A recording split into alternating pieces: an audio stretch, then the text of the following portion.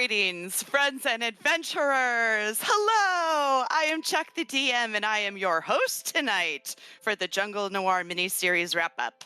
Tonight, we'll be answering your questions, your queries, asking some of our own. But first, let us meet our players. I don't have my map where everybody is. So, let's see here. Who am I pointing at right now? I'm gonna wait.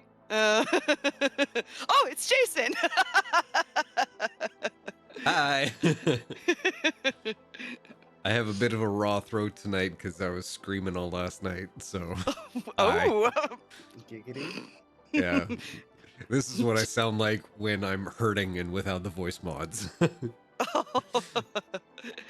And diagonally from Jason, we have our lovely Nora. Hi. It's 2 a.m. once again. Once again, you're probably happy to see the back of us. You're like, I can sleep throughout the night. And There's a reason why I wake up during the night. Yeah. Because I want to hang out with you guys. Aww. I thought we were your sleep paralysis demon. That would be sexier than what I did have. Night gas? Is it night gas? Because I get night gas. And traipsing along the bottom, we have our Xander. I can't. Gonna go home now. Bye. Oh no! Is Oh it my gas? God. No, it's Do you- potentially a hernia. Oh, and thoughts go out to poor little Harry with a hernia. Oh, but we And my credit card. oh, oof. Thoughts and prayers. Up diagonally from sweet Xander and poor Harry, we have Ari. Off camera tonight because who needs a reason? You don't have to be on camera all the time. Countless horrors await, but I remain faithful to the cheese. I mean, whores will have their trinkets. And yeah, that's everybody. Yeah, and everyone wish happy birthday to Chuck. Oh, Happy birthday, baby! Generation birthday. X is 45 this year, guys. All right, Granny. Still as beautiful as ever. Instead of taking off my glasses to fight, I take out my teeth. Oh, of course. Of course, of course. That's expensive. Well, we have a couple of questions in our Discord, so we can start with those, or if you guys have any you would like to start us off with, I do. we can. Ooh, let's start with Jason. And of course, you are more than welcome to ask questions in our chat on Twitch. We will probably pause the Discord questions to answer those so they don't get lost in the shuffle. Y'all get priority in the chat room. Lost Yes, in you the do. sauce, Mhm. like me. Like a moth in a bath. In sauce. Poutine gravy, to be specific. Yeah. Nice. So my question is for the illustrious DM. Oh. Yeah, put you on the spot. So you did a very lengthy campaign years ago, and this Yes, is I did. your return to the DM chair. After a How long did it time. feel? I got my groove back. I think I felt amazing. I was heart pounding every time as I set up to start with you guys. It felt like a return to form. I was just DMing's really exhausting mentally. Like completely destroyed me for the first big campaign that I did live, or at an actual tabletop, and just you spend so much energy, and then so much energy gets expended when you're doing it that you're just exhausted but so happy. It's like amazing sex. Exhausted but happy. With And I think 4 other people. I mean, oh, oh. so there's so much flesh in the tent. uh, incredibly rewarding. I think miniseries are my way to go. Doing like a 10 episode stretch of a small chunk of a story rather than doing a 2 to 3 year campaign. Because my God, you need the break. And it just makes me appreciate Jason oh so much. This ain't about me. He's the superior GM and he did it for a long stretch. Oh yeah, come on. We're different. We're different. There you go. Different is good. Yes. But yeah, it's wonderful. I had so much fun. I'm always smiling till my face hurts after I play with you guys, regardless of which chair I'm in. But this one, it was just, yeah, it was a bit easier to keep the details in a row Yeah. because I was the world, so I'm like, oh, I better know exactly what's happening. Whereas Chuck, as a Cult, I could just sort of stumble through. So Cult does. I'll add a Go little ahead. follow-up to that. Mhm. Going from the long-term campaign to a mini series, like those are definitely two different beasts, and neither is like easier than the other, I would imagine. But was there anything from doing it the first time around to doing this one that you did differently, like for your own kind of like DMing style, so to speak? Yeah, my style relies, like, I do better improv and sort of working with the situation at hand rather than writing a long-term thing. So I just have little goals, and I am shit at writing endings. Obviously, I could not even end this. I had You to keep ended it it open. good. But it was like there was a beginning, a middle, and an end, and I did it. But there will be a next season, so I'm excited about that. But what have really changed is my first campaign, my real life campaign. It was I created everything. Everything was written, the entire world, um, the history of the world, every city I made up, uh, all the NPCs, and it's just too much for a first campaign. It's probably why I burnt out so badly at the end. Is because I could not keep track of my own bullshit. With working in from Wildemount, an existing history, I didn't have to worry about all that. I didn't have to design a city. I designed like 5 major cities in this huge world that I'd created, Carningle. And it was just too much to keep track of. At least with playing in a world like Exandria, you have these touchstones. You have a history. I chose the year specifically for this mini series. I could go grab other characters that Matt Mercer had already made for me, and there's a wiki for me to go check on how does this character connect with this place in this place. And so I do recommend, if you want to put the effort into handcrafting your own world, your own campaign, dear God, keep it small. If you want to continue playing long term, build slowly. Don't try to do it all at once because it's just so hard to keep track of. Yeah. But yeah, I would if you're like me and you have a short attention span and a hard time keeping track of details, yeah, play in an existing world. Play in Faerun, play in Exandria. There's so much out there for you to tap into, and then you can just focus on the story and the characters. So yeah, I'm very glad we were playing in Exandria. Yeah. Right on. Thank you. Thank you for your question.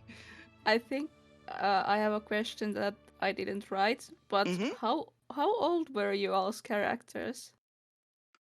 The age of everyone. How old? Oh yeah. I'm 46. How old was characters? Floyd? I am Floyd. Oh, he shit. does have a 10-foot reach. You cannot see it on camera. His Yeah, you arms can. are extremely long. No. That you know what? As simple as I made my character, I think I forgot to give him an age. That's fine. But Like, you know if what? That actually plays into his thing that maybe we'll talk about later. But everybody else? Sir Jeff is 25. Just a young Just a man baby. trying his best. Ari? Esme, I had imagined her as being in her very early 20s, like 21, 22, like barely old enough to legally drink in the US, that is. Nora? Like Faye is 375.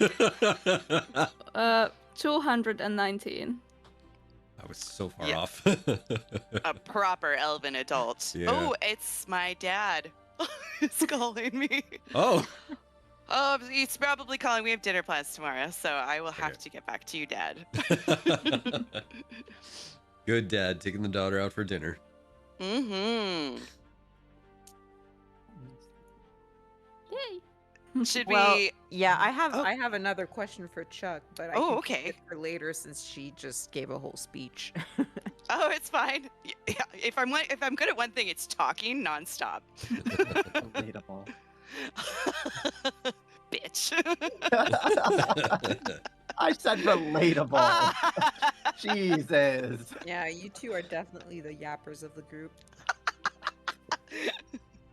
It's almost like we have severe ADHD. Well, that's not an excuse since I have it too. There are two different forms of ADHD, and one of them is all about yapping. You're just proving my point by yapping some more. Blonde chatterboxes for the win. Literally. Yes, Ari, please.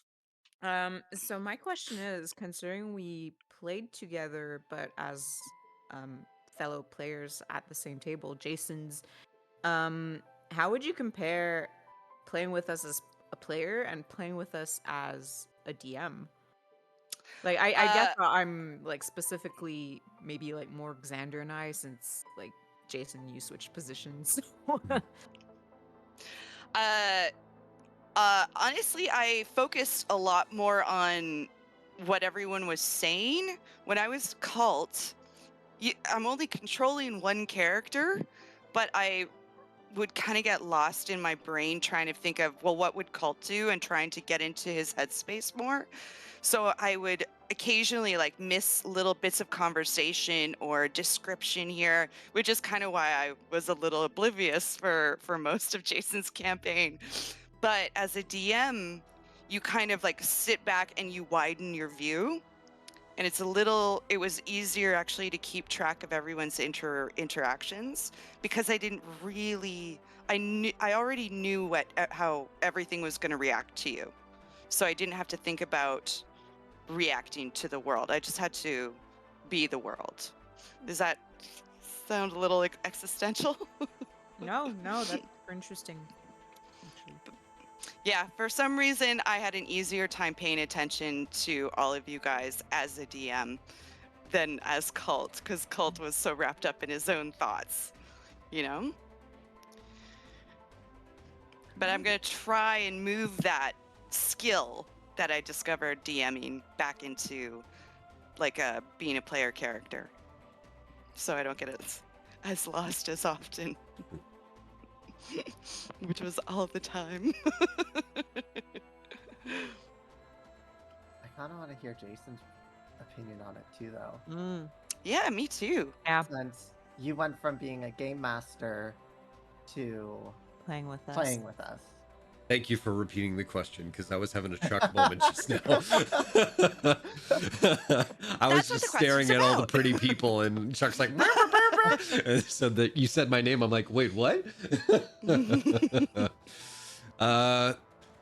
You know, it's weird. I thought it was just me until Chuck said it, and I know exactly what she's talking about. Because the fun thing about like I was so excited to do this because it was a good time to turn my brain off, and I took that very literally with this character. And so the way I kind of played him was just be like, if I hear my name, then I pay attention, you know? So there were a lot of things where it's like Chuck was telling me like, hey, go to this thing and there's this specific thing you need to do and there's a fight pit and all that kind of jazz. And I was like, I'm going to a restaurant, I think. I just took off. And other things where she's like describing the map and I'm zoomed in, and then it took like 3 more sessions before I saw the actual big red X on the map where, you know, so there's little things like that where it was like, oh shit, I need to start paying attention a little more because this is embarrassing for me. But it is very like, when you're in the player position, you can kind of relax a little bit and soak it in and just have fun bouncing ideas. But when you're the DM, like, it's on your shoulders. You got to be on your shit. So I think with that kind of responsibility, you want to ensure that everybody's questions are answered, you're interacting, you're entertaining, you know, and so you do kind of hyper focus on every little thing that stumbles out of everybody's mouths. But as a player, nah. It's first person versus third person. Yeah. And thankfully, it can't go without saying, like, we had the luxury in our main campaign there where before every episode we had a recap done up by Ari, who went through everything and wrote it all down, and then we had to like recite it at the top. So that's a great little refresher, because even I don't remember what we did session to session until she comes up with it. So I so heavily relied on those recaps sometimes because, like, you know, the week would get away from you and you'd kind of like, what even happened last Sunday? Did we die? Are we dead? Again? No, I can't remember. And then the recap would pop up and I'm like, oh, thank you. But even so, because we have everything on Twitch, I would just sometimes just go like watch the last 20 minutes of the game and everything would come back. Mhm. So even if you don't broadcast it, oh, it's a good idea to like at least have a recording of it or some sort of, you know, archive where you can kind of go back and you're like, what happened? All right. Yeah. Everybody needs an Ari. That's the lesson here. Absolutely. Okay. I just do those because if I read from my notes, it'd just be chaos. Like Xander plays with me in other games, and they know. Somehow my notes are more put together. That's a frightening thought. Weird. I think I'm writing bullshit down, and then like Ari speaks up, and I'm like, what the fuck? It's the best. Yeah. Right on. Do we want to take one from Discord? Yeah, let's take one from Discord. Of course, the first one from Discord is to me, so someone else read it out. Oh shit. Okay, hold on. I mean, I can read it out since it the was. first question actually is by Chuck to the players. Oh. Oh no, it's Nora. Nora got one in before me. What? Am I blind? Yep. Yeah. Just You're not wearing your a glasses. few days before, so there's the. So to Chuck, was the bridge to hell just an illusion, or was it actually a rift between the planes, and it actually took us momentarily into the hells? Is there Something a butt? happened outside our window. The transformer just went again. Oh, Is it shit. on fire? What? Free fireworks. Is your house on fire right now? No. The It's transformer. Because that's a justifiable reason to end a stream. I'm just gonna... No. It's usually when we get a big storm or something, the transformer in our back alley, so quite a ways away from our house. Is there a storm? It was.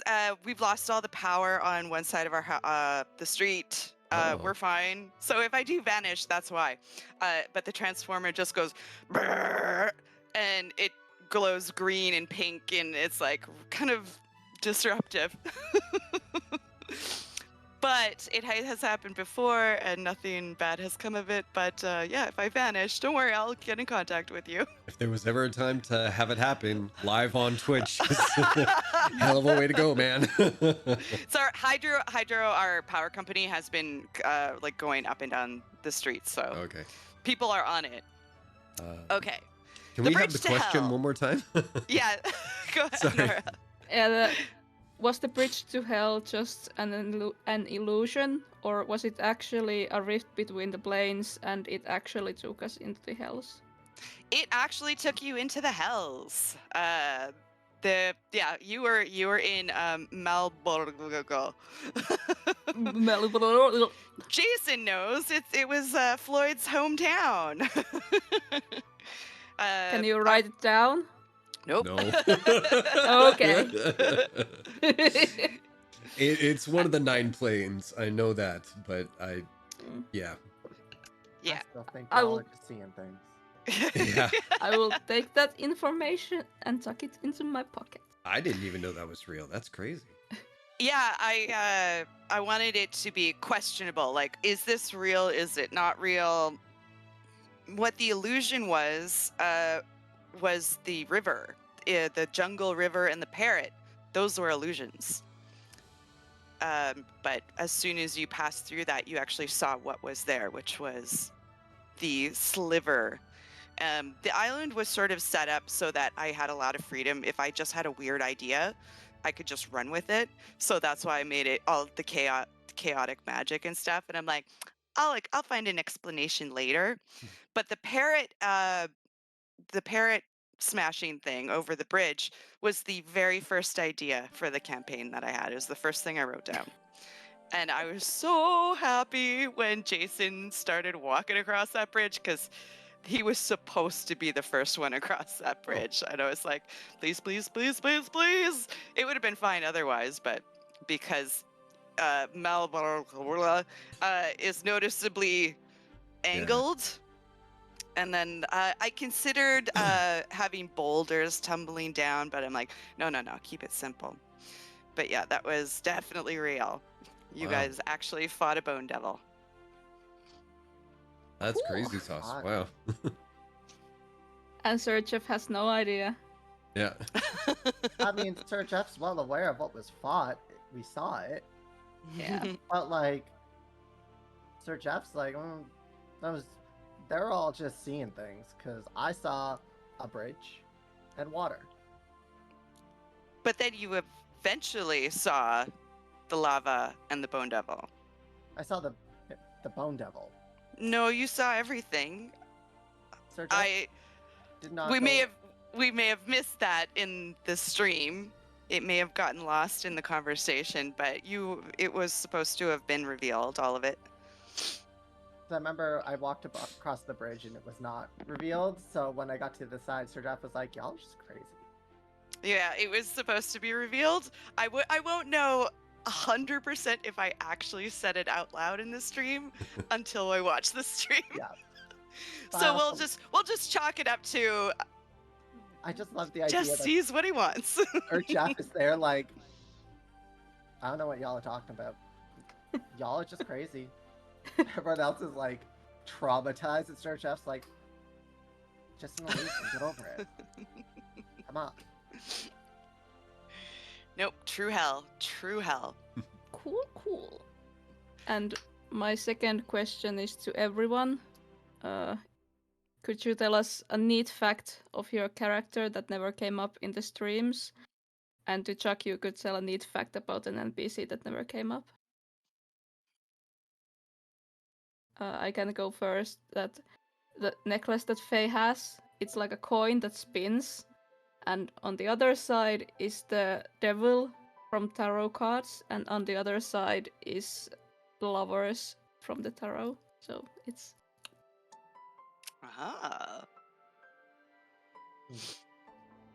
they're kind of like similar. There's the two figures. On the lovers card, they're holding hands, and behind them is this angelic figure. And on the devil, they are chained, the two figures, and behind them is a devil.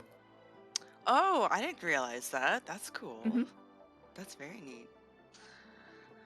Mr. Jaro, I played when I was 22, 20, probably even younger than that. I played him a very long time ago. He was a macaque apeling who had the ability to throw anything. And he was a coward. So I played the young version of him. And now he's dead. And now As he's the dead. traitor. Maybe. Yeah. I didn't realize that it was a character from before. Yeah, That's cool. it was actually one of the first, when I started watching Critical Role again, it was one of the first things I drew for fun in about a decade. Because I drew for work, but I never ever drew for fun. And I was like, I love this role-playing nonsense. I remember doing this. And so I started drawing Mr. Jarrow and it just sort of took off from there. And now it's my career. Speaking of which, it's a fine time to make the I announcement. saw it. If you guys follow Critical Role, you will have seen on their socials that the Chronicles of Exandria Book 2 is coming out, and I'm in it, baby. I did not do the cover. People keep thinking I did. I'm like, no. My art is inside, and you do have to purchase it or wait until I can share it. I don't even know. I was under an NDA for a year, so I was very excited when I got the email that I could finally share. Everything that they announced, we kept asking Chuck for the entire year, like, is this it? Is this the thing? Can you share it with us now? And she's like, nope, not yet. So if they ever watch this Critical Role, she kept true to her NDA. I take my NDA seriously. And this is actually the second art book that Chuck is in. It is. I was in the second volume 2 of the Chronicles of Exandria. Wait. Which one is it? The Vox Machina. The Vox Machina one. Yeah, because I have the 2 of. Okay, I'm looking at them right now. It doesn't matter, but yeah, I'm in the book 2 of the Vox Machina one, and I'd done the art piece for the Mighty Nine ages ago. I think I'm allowed to tell you guys this. And they approached me about using it for the book, and I'm like, oh no, you can't use that because it's garbage. The anatomy is all wrong, the lighting's garbage, you cannot use this. And they're like, oh, that's too bad. And I'm like, but if you wait a day, I will redo it. I'm like, it'll look almost the same. I'm just gonna fix, this broken piece of anatomy, and I'm just gonna redo the lighting, but it's gonna be all the same color scheme, everything, same composition. And they're like, we can't pay you for that. I'm like, no, it's fine. This is for pride. So I was very excited to have that finally announced. I'm always really, really happy to work with the Critical Role folks. They're always very sweet. Nice. And it's very exciting to be published. Yeah. Now, cool facts of your characters. Cool facts of the characters. Yeah. Ari, do you want to share one?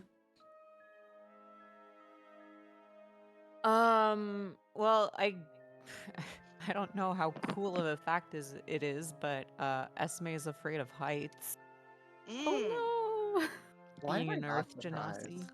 Yeah, it's kind of like same. I went with the same logic as like her being not being able to swim very well, but that's also mostly because like she grew up in the mountains. But yeah, she's afraid of heights. And made of stone. Yeah, she's a rock. Yeah. See, now I had read, and maybe this is me misreading, that Esme, in the document that you sent me, that Esme was afraid of enclosed spaces as well. Yeah, that too. Oh, okay, because I tried to, make you afraid by making you go through cave systems, but is it just like really small enclosed spaces? Very, rather very than small and enclosed spaces. Since like she grew up in a network of caves. Okay, so the caves you can So- sort of walk through are fine. Yeah, exactly. It's mostly like very constricted places. It's part Mhm. of the reason why she was so uncomfortable with like the pit fighting sequence as well. It's Mhm. because the area was very crowded. Oh, And see, that's now why he like stuck to the like walls mostly, and that's why I played as Petunia for that portion as well. oh, I didn't read that. I thought it was because she didn't like violence unto others unless necessary. Yeah, that too. That too. Like, Okay, so it was it's a a mix of combo. factors. Yeah. Mm-hmm. Oh, interesting. Well, Sir Jeff is actually a knight. He was knighted by the archdruid that was in charge of his home and looking out for everybody. And because he stepped into becoming a paladin and his oath lined up with the druid, like what they believe in and everything, and he was so helpful around his home village, he was actually knighted. So it's not just there. He doesn't call himself a knight. He is 100% a knight. He is a sir. Yeah, he is. You will Cool. call me sir. That's why it was always anytime he would say, "I'm Sir Jeff," "I'm Sir Jeffrey." Like he always prefaced it because it is his title. Mm-hmm. Oh, I'd Cool. always assumed that was the case. Mm-hmm. I know sometimes people would just say Jeff, and it was always just one of those things of like, they don't know. It's okay. It's okay. They don't know. They don't deserve to be smited for it. I didn't take 5 years of night school to be called Jeff. Exactly.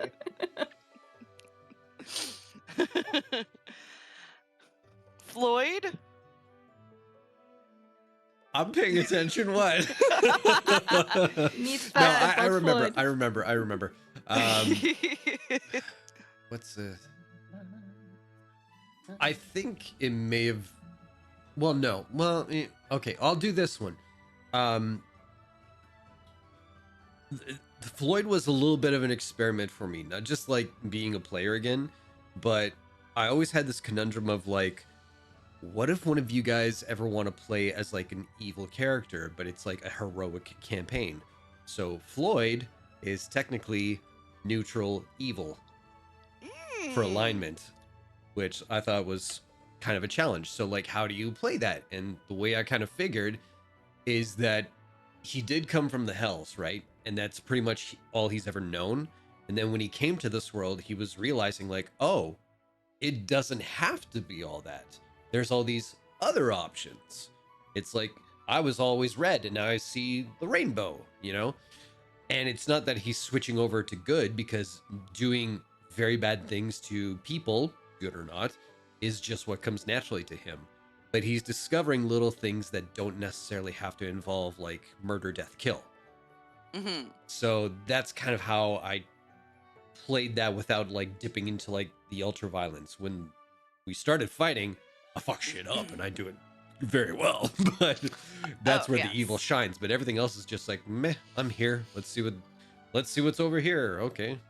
You know, so I think yeah. we definitely got a taste of it as soon as you were confronted with the Bone Devil. I felt this real shift in Floyd's character. Up until then, he was just, I'm a barbarian, I'm gonna fuck it up. Yeah. And then when you saw the Bone Devil, it really just went, Yeah. like full on, no, Yeah, I'm doing this thing. Yeah, as a player, I wasn't expecting that. So it was exactly that, where it was like, that was his first hint of like, you know, knock knock, Holmes calling you back, and he's like, oh, I don't want that, you know, and that kind of set him off a little bit. So yeah, he's evil. I did not know you were neutral evil. Yeah. And I also studied your character sheet. So what does that say about me? Although I rarely ever look at alignments. Like I use them only really for technical things. Yeah. If I have to, but overall I generally don't pay too much attention to alignments. But now going forward, it kind of gave me like a sense of like how, like if anyone was like an evil skewing kind of character, it's like, okay, that can still jive, where it's just like your tactics may be not, you know, angelic of nature, but you're still on the path of like doing good for the sake of good's sake. You're just gonna really be like Hannibal Lecter about it. So yeah. Yes, I've murdered a man, but we've all eaten. I like that. I might steal that. I like that. Yeah. Thank you. Thank you, everyone. Thank you for Mhm. the question. Yeah. Now, I have a question to all of my players. As the game progressed, what was the character trait you liked most that you didn't expect your PC to have? Something that developed during gameplay. Becoming a true Southern auntie. Oh, bless your heart. I think if I had to add to Sir Jeff's is the hat. Getting Mm. the random shit out of the hat Oh, was yeah. one of my favorite little That things was that that was just a lot of fun. randomly came up, and it became such a good portion of this is how I start my day. Yeah, that was really good too. Mm-hmm. Nora? I think it was fun that Faye bonded with Jarrow, being like the silent type, the both of them. It was fun. It was a bummer he turned out to be a traitor against you, but I really Her heart enjoyed is that broken. too. I mean, I've known you for quite some time, Nora. You know I like to break hearts. Especially yours. Yeah. It was kind of, I was like, how am I going to get around doing a completely mute character? And then I was like, wait, Nora's playing a very quiet character. He doesn't say a lot. Ooh, how about we do start doing hand gestures, and they have their own manner of communicating, and so I kind of especially when I talk a whole lot. How am I gonna get around this? But he could talk the whole time. He was just keeping stum. Ari? And he, Oh, sorry if you had something you wanted to continue. yeah, he had the ring of mind shielding, I assume. Mm-hmm. Yeah. He did. Yep. It was invisible, but he also had a magic lock on his belt. That wouldn't I always unlock. thought it was a dagger. No, it was something that the Foundation gave him to track him. So they would focus on the lock. So they would scry on him throughout his little journey, which is how they found him. Was the ring of mind shielding the areas? Yeah. Yes, it was. Although I don't know where technically that went. I don't know if Jason ever told us. No. He didn't, so baby. Not canon. Yeah. But I wanted, if someone cast Detect Magic and saw something around waist height near his hand, they'd assume it was the lock. And then he could sort of explain it away. And then the ring would be invisible, detectable, but separate. So he could kind of lie about it. He's like, no, it's the lock, not the ring that you don't see. Yes, Ari, did you have a character trait that you developed throughout the play? Well, I think for Esme, I definitely didn't plan the whole shift of tone whenever she scolded Petunia. I loved that. I really did. I was Like, gonna mention. I was expecting her to be fully soft-spoken the entire time, and I just came up with that on the fly and it stuck. So It was so Jenny Slate that I was like, oh my god, this is amazing. That was kind of the one I wanted to mention, as I loved. Yes, so I think we're just gonna go. Petunia, get out of there! exactly. And yeah, I guess the other one is well, I guess that can be explained by me being extremely stubborn, but it's how stubborn she turned out to be in a way. Cause I mean I wrote her as sticking to her ideals as much as possible, but I wasn't expecting the stubbornness to kind of manifest itself as much as it did. So Mm-hmm. and not wanting to abandon her mom at the end, or sticking to trying to figure out what was going on with Jaro with the I don't fucking necklace of detect thoughts, whatever it's called officially. The Viria ring. The very. But yeah, I'm a very stubborn person myself. That's probably just also I- me as a player. I didn't read it so much as stubborn, but more steadfast. Mm.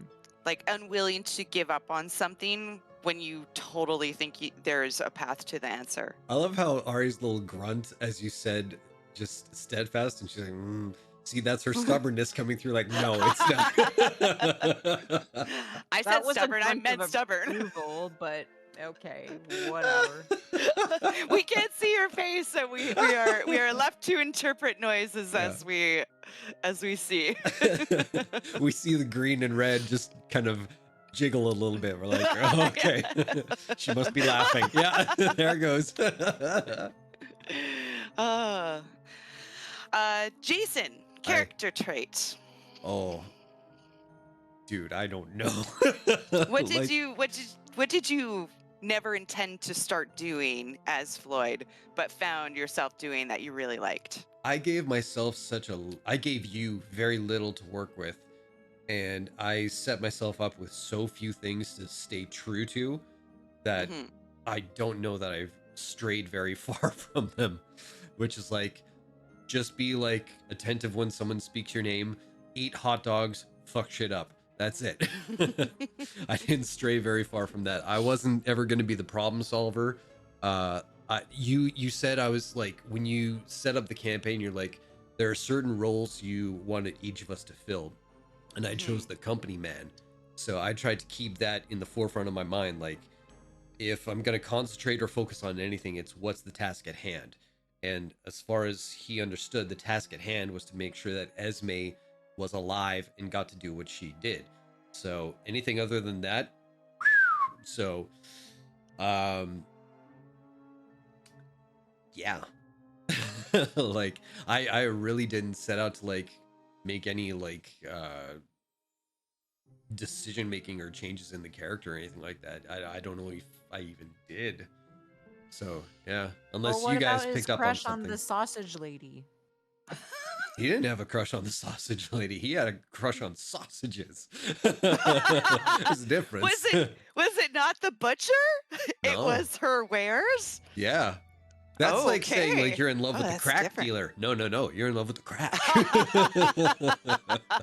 Oh, that's no. fair. That is Yeah. fair. The Porque lady no is los going to be dos? so disappointed. Well. Oh, well, that's how it's gonna have to be. Yep. All right. Ba-bum.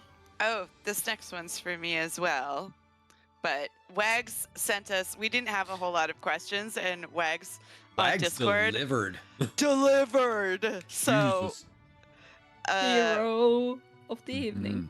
oh my gosh, because like I'm shit at thinking up questions. So I'm like, anybody else? This one's to me. If someone would like to read it. How do I work Discord again? Okay, there we go. I lost it on my screen. To Chuck. Would you recommend DMing online? Always wanted to try DMing in person, but I still can't see many benefits of DMing online. It's very daunting if you're not familiar with Roll20, D&D Beyond, etc., such as organizing layers and access to various assets. Anything else you had to keep track of? What were the tasks you had Jason help out with? Oh, Jason helped with everything. Actually, everybody helped with everything because I think the least familiar person with the virtual tabletop, i.e. Roll20, was me. I had no idea, and I had used Roll20 a long time ago. Actually, when Nora and I first met each other was the first time I used it, and it has changed so much since those days. Like those days you were coding to get things to work, and now it's so much easier to use. But this was the first time I DM'd online, and really my favorite thing about it was I used this during my live campaign. Was OneNote. and Ari can back me on this, OneNote is the fucking best because you can embed links, you can put images, you can do different sections, different font colors. So I had like a little color chart where it's like, this is where you speak. These are character names, these are place names, and everything's highlighted, and you can put a link in case you need to go to a battle. And I loved OneNote as an online tool, despite not being online. As for virtual tabletop, honestly, Jason did most of this. Like, he ran the music, he produced the show, and helped me with it. I still don't know how to use it, as you probably noticed from the whole game. I'm still like, I don't know how this works. But if you're just sort of mucking through, yeah, you'll get used to it. Spend a little time with it. Run a little like fake game with a couple friends, and just to get used to, like, run a battle with your friends just to get used to how everything works. And then you guys can sort of talk your way through. It's like, well, where's the polygon tool? How does that work? I would recommend doing that before jumping straight in without knowing how anything works, which is me, because I could never get the layers right. It's like, where is it again? Can you guys get your own characters on the board? Honestly, my biggest one thing I always say for people getting into Roll20, because it is confusing at first, Hmm. YouTube videos. Yeah, I did Myself? not watch enough. I got to watch my partner and got to pry his brain when I needed to do it, and still do. But like, I was looking up some of the YouTube videos. I swear to God, most of the creators out there, bless their hearts, they speak to you like you're 4. Which I need. Literally, when you're Oh, yeah. describing something new and complicated like that to me, I need you to speak to me like I have the IQ of 2. Mm-hmm. Like, and it's the best. 'Cause It really cuts down on the learning curve. Like, I taught myself how to use like 3D modeling programs. I'm still learning how to use Blender. I have not watched a single tutorial or video about it. I'm just kind of hoping. It's like, let's see. Maybe I'm good at this. Maybe I'm not. I never watch videos. It's a bad life decision for sure. As for keeping track of it, I wish I had more computer screens. Jason's got a great setup for this. Yeah. I have been there. I've seen it in action. I have my tablet, which I'm reading the questions off on Discord. I've got my phone, which has Twitch on it. And then I've got the laptop, which has the camera and usually has Roll20 and D&D Beyond. And it's just not enough screen space. I need more screens. So if you have like a good home setup, that's good. But you can run it with a laptop. You don't even need the tablet. You just need the laptop and a little bit of patience with how small your windows are going to be. Because I like to see everything all at once. I like to be able to just like, here. Okay, good. Yeah. I can see everything. And even then, I still used a lot of like real world stuff, such as dry erase sheet. So during gameplay, if I didn't think I was going to be paying too much attention, I'd write down people's damage just to, because I always lose my dice on D&D Beyond. And order of where people are going. I just write myself little notes, and I can quickly erase them if I don't need them anymore. I even have Portobello stays with Jaro and Wilbur, just so I know where everybody is. And I usually have it just here, and I can just glance at it. Oh, okay. Oh, Zephyr Strike is on. All right. Because yeah, I'm a bit of a mess, so there's that. But I do a lot of weird shit that probably doesn't make sense to anybody but me. And that's fine. That's how you DM. Do it your way. No one else can tell you how to do it. And if But they you say can ask anything, you can kill ask people's advice. I do recommend advice. Other than that, I was very, very, very happy that I could, if there was a DMing decision I needed to make, I could hit up Jason for that. If there was rules or skill set that I didn't, or magic that I'm like, I don't know what that spell does. You tell me. And I've got like my expert players who know this game inside and out. That was very helpful. But we're a lucky group. You can't expect everybody to have the amount of information in their brains as we all do, and I'm very, very pleased at all the different skill sets we all bring to the table. It really takes a lot of weight off of my shoulders. But yeah, that's me talking forever. Would someone like to go to the next question? I believe it's for Nora. Nora, read your question. Yeah. You read it too. You ask her. Oh, okay. Yeah, there are multiple questions, so maybe one at a time. Sounds good. Sounds good. Let me just open it because I'm on the page. Here we go. To Nora.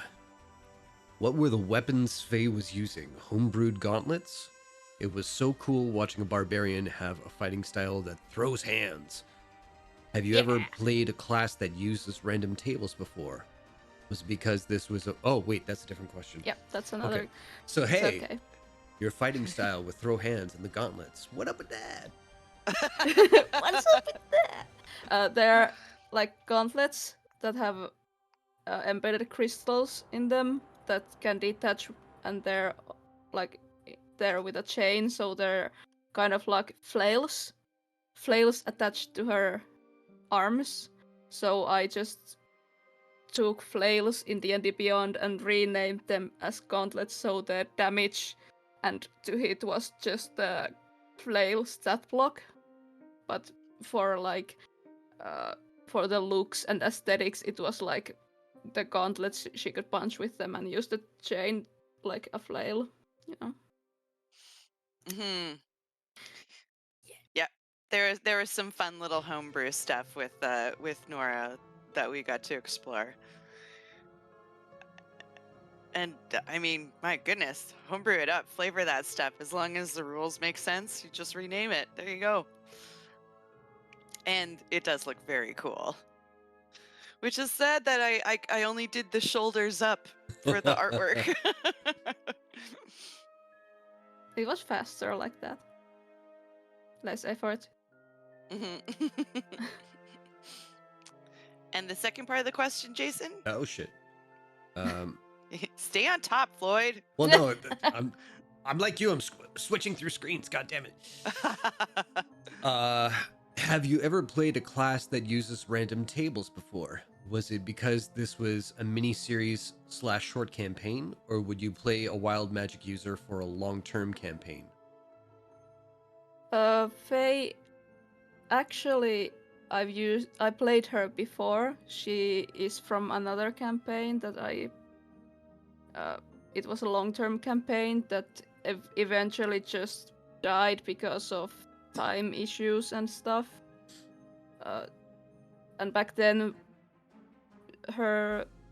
those seasonal transformations and the tables, they used to be way bigger. There used to be way much more variation.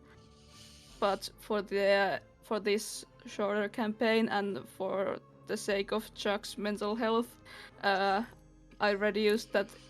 Once she changes seasons, it's a random table of D10. So there's D10 random table that I can roll, and I think the Wild Magic Barbarian is super fun with the Wild Magic effects. I really like it, and adding that homebrew flavor with her being an Eladrin, it's a part that I really like in Fae. But I haven't had the chance to play a Wild Magic Sorcerer before. Yeah, when you first sent me what you were using, I was like, Jesus Christ, this is only, at the time I only thought we were going to be playing like 5 or 6 games. I was like, you can't do this to me. We got to simplify this. I can't learn all of this because do read everything that you guys sent me, but I forget about it instantly. But yeah, just simplifying it for the sake of the smaller campaign was, if you had the DM your DM under, or that you were working under. Yeah, she made the original tables for me. Yeah. So If that's your DM's flavor, by all means, go with it for sure. But it was not mine. mm, But oh, it was fun because I would forget. I would totally forget about your wild magic, and then you're like, and the wild magic says, I was like, ooh, surprises for me. yeah, I think the surprises are fun.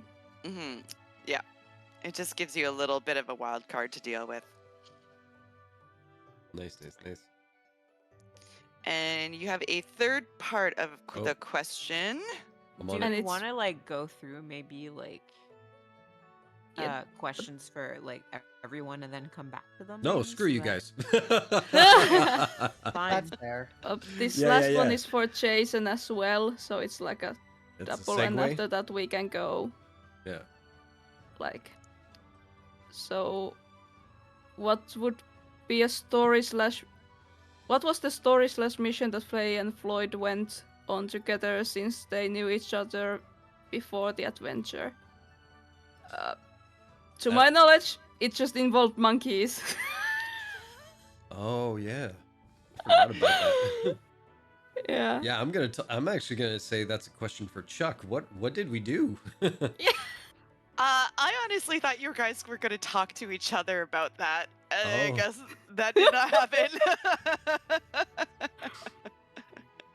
Yeah, Yeah, I knew I wanted the rookie and the company man, so Faye and Floyd, to have already known each other because Faye had the mysterious past and had been taken in as a mercenary for the Black Anvil. And oh, Stell is screwing you out of so much money, by the way, Faye. He is not she a good doesn't man. care. That I was like, oh well, I've established to them before we started the game that they knew each other. I'll let them figure it out. Or improvise it, which is also fun. Yeah, it just involved monkeys. Monkeys and poop. Yep. Yeah, nothing else. Like Faye had been in the Black Anvil for like a month or something, so I don't think they knew each other that well. Just like from the field, they didn't hang out other than that. Coworkers. Yeah. Ooh. So, You yeah, weren't getting drinks after the job yet. she knew day one. We're not sharing sausages. So yeah, let's jump to someone else. Will scare me. Ari.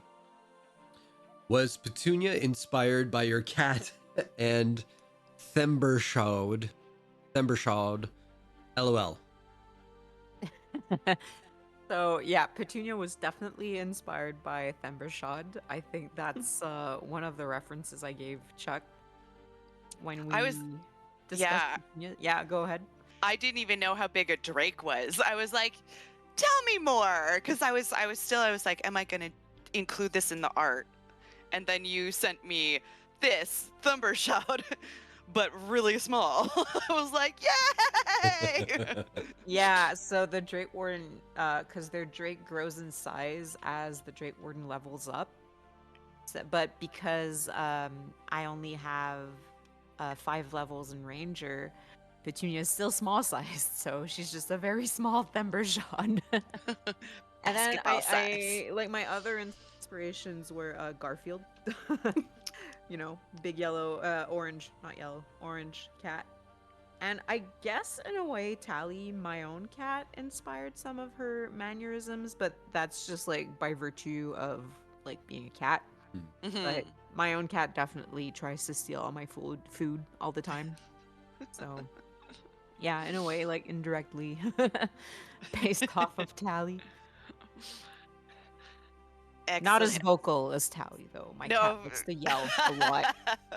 So And I think following what Ari suggested, we'll skip and then wrote. Yep. Yeah. But the. Mm, okay. Yeah. Oh, let's yeah, do you that. know what? Yeah, I was you're wondering right. if it's like kind of was The in second question par is with. related to the first. So, yeah, a lot of Ari's questions up until the fourth one are all kind of related. Do you want to continue it along that thread, Ari? Mine. Have you ever played a class with a pet slash sidekick before, and did you have fun? So I have, but not to this extent. I once played a necromancer character who killed an enemy's griffin mount and raised it, so it became a sort of sidekick as an undead griffin. That's Um, sick. Yeah, because of Rule of Cool. And I also played characters who had the Find Familiar spell, so I had like a familiar, but none of them took as much of a place as Petunia did. Like Petunia was almost her own character at this point. She had her own sheet, her own stats, her own personality, and I had a lot of fun, definitely. I was not expecting to roleplay Petunia as much. But yeah, I had fun, and the whole fighting pit sequence with Petunia taking over, kind of yeah, that was fun. Yeah, Petunia really came a character unto herself. Like she just the way she developed, and the fact that Esme did not want to do the fighting pit for reasons. It was actually really good to have Petunia as your stand-in. And my That was God, I had not planned on that too. Like I really just mhm. came up with that on the fly. I was like, wait, how can I participate in this? Wait, I have a Drake. Let's go. I got an extra character. Yeah. I Yeah. I really recommend playing a Drake Warden. It's a lot of fun. Yeah, and having a Drake like Petunia, like she gave us a lot of good laughs with all the hairball jokes. Yeah, her antics were. She's gonna have like a Saturday morning cartoon show. Please. It's Petunia. Spin-off. Petunia. And there was one last question regarding Drake. If someone else would like to read it, if you're following along in the Discord. Were there different damage types that the Drake could add, or was it just the acid? So, yeah, the way the Drake Warden works is that when you summon it,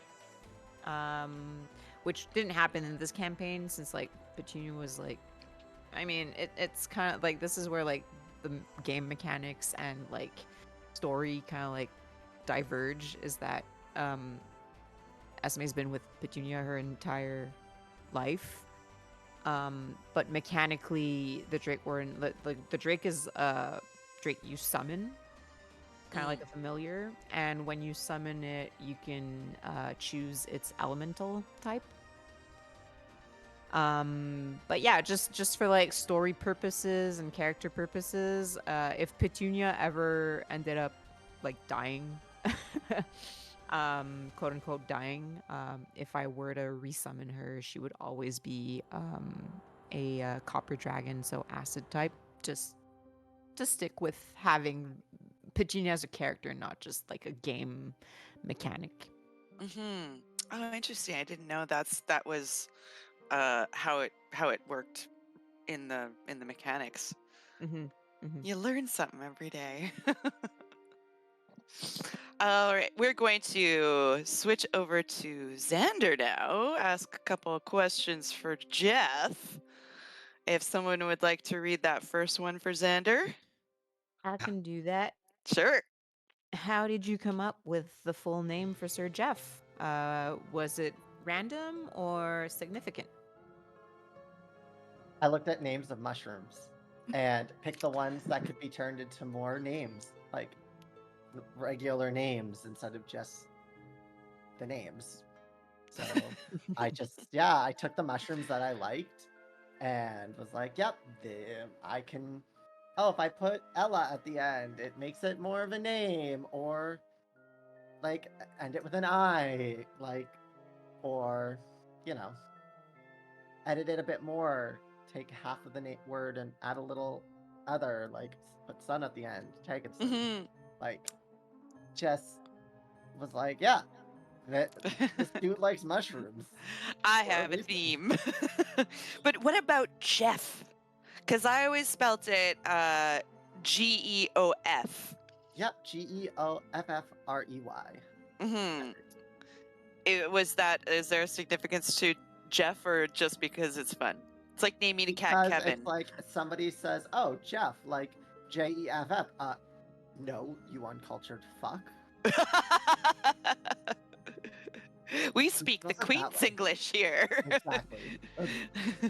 Just I was like, I need a name that makes no sense, and then names that make a lot of sense, and it needs to be very long because he is a gnome.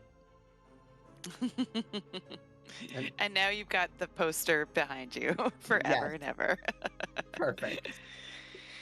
Why don't we? I don't think the second question is as related as the Petunia stuff, so why don't we roll back up to Jason? I can read this one. Sure. To Jason, the Barbarian Paladin multiclass looks fun as hell. Forgot about bugbears and their reach. I don't think I caught it, but what was causing Floyd to do necrotic damage? Seemed intriguing and ominous. Yeah, that one was actually it was new during the campaign when we leveled up. I think it was part of the barbarian class I chose. Is that what it was? There was something like there was like an additional little thing that just gave me like this little pip of extra damage. So it wasn't like a major thing, but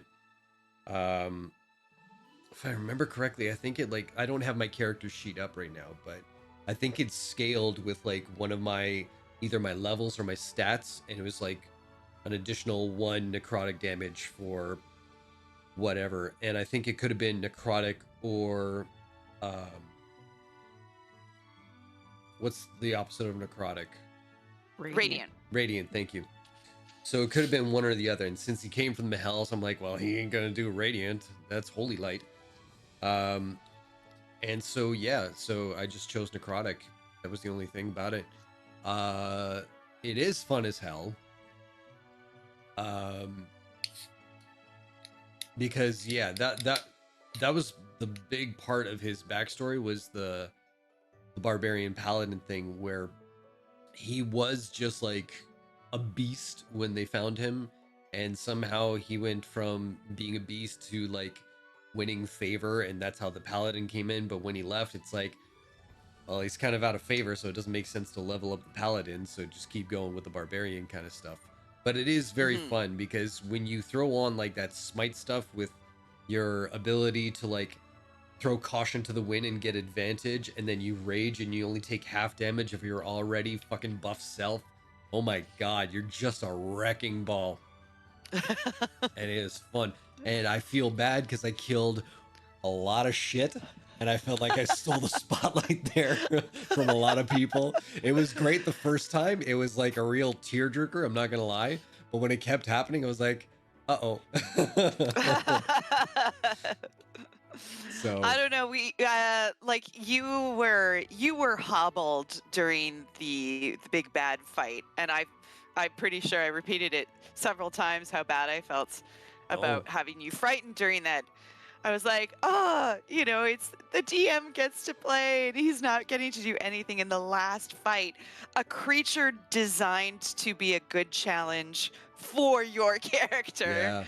yeah. And then you get the one hit and then Yeah. just destroy him. But Petunia got a kill as well, right? I think she get the great ape, the ape zombie? I can't remember. It was a bigger one, wasn't it? I forget. I forget too. I think you're right though. Yeah. And I think I felt like everyone did get to. I would have liked to have had Sir Jeff shine a little bit more. Although Sir Jeff did really get a lot of good buffs in with the auras, which was really good. But if I had to, like, I always want to focus on my players and allow them to use all the cool shit that they have. I want to tailor it specifically so that they get to show off, but sometimes the dice just don't go that way, or you're just at the wrong side of the map, and you know. But there was a couple. I did want to. I think everyone did get a nice focus on their class and got to shine a little. Like having 2 paladins and 2 barbarians in the party, I was like, oh, this is interesting. Undead and a lot of hit points. Let's Yeah. go.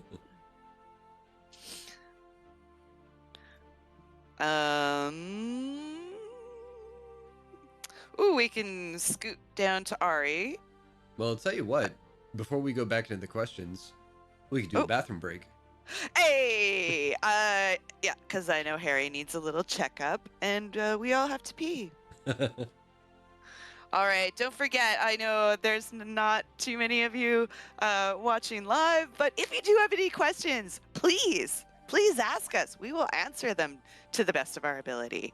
And in the meantime, you can look at all the beautiful emotes that Nora did us. Woo! And some crummy old art by a published Critical Role artist.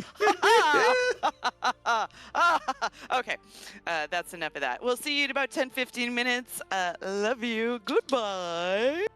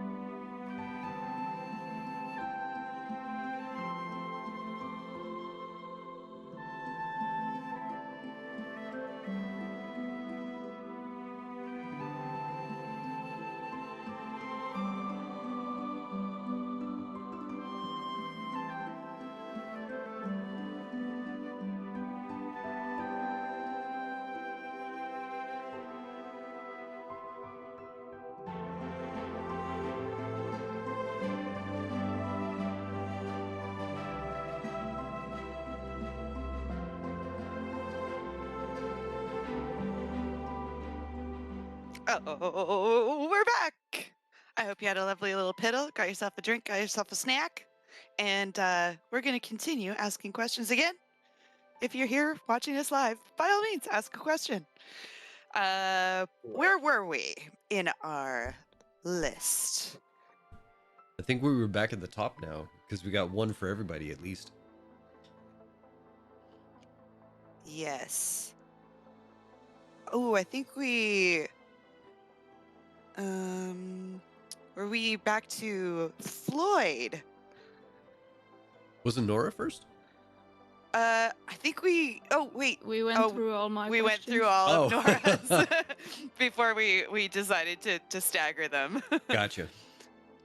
But a lot of Nora's were related, like Mm. a couple of ours were related. Okay. So I think we are up to Jason. I don't know how well you can answer this, but if someone did Floyd ever ask Esme out after everything? What are you talking Lol. about? I don't know what you mean. I mean, considering we are continuing the campaign, that might be something that's up in the air. Yeah. I could speak about that, but I think it's like just kind of vague in a way. Ari, you can fill in your own details.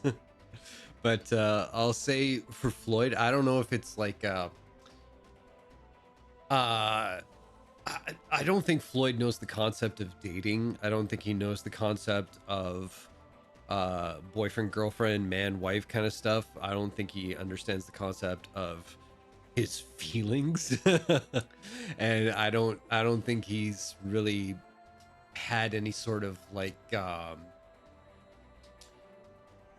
yeah, that's a new thing to like actually not just be going through life, but like just have like that protective thing, and then just have like some sort of like, oh, there's something other than the job that makes me want to protect you. Weird. Okay. And he just doesn't know what that is. So Something to discover. yeah. I just thought for sure Floyd was into the sausage lady, so. But it seems he's only into sausages. Yep. For now. Apparently. Up until like 20 minutes ago, so I cannot contribute to the answer. Okay, if we want to go down to Ari again. Oh, there you go. Does anyone see what the next question we had for Ari is? And would you like to read it out? Yep. Oh yeah, because we went through a bunch of them. Okay. Was it stressful having an important NPC mom included in the final battle? Yeah. Sorry, I read the next question too. But we'll start with this one. Yeah, it was stressful. I mean, in part because I was not expecting it whatsoever. Because I do believe we discussed this after that session, but when we talked about this campaign initially with Chuck, she was saying that she wasn't planning on like any of our backstory to have much of an impact on the campaign, just like little small allusions, which is why we all prepared one. But yeah, I was not expecting that. I thought the little vision sequence was the extent of it. So yeah, stressful, and but also like I feel like it did up the stakes a lot. Like, oh, okay, we have someone other than our own player characters that we have to protect against this this BBG. So I'm so glad that got to surprise you, but I'm not too sure to expand on that just a little bit. I don't know if we talked about this on stream after our last game, but I think we talked about it just us in the green room. Is the roles that you all took at the beginning when we were deciding who we were going to play impacted how the story? Because I had Floyd was the company man.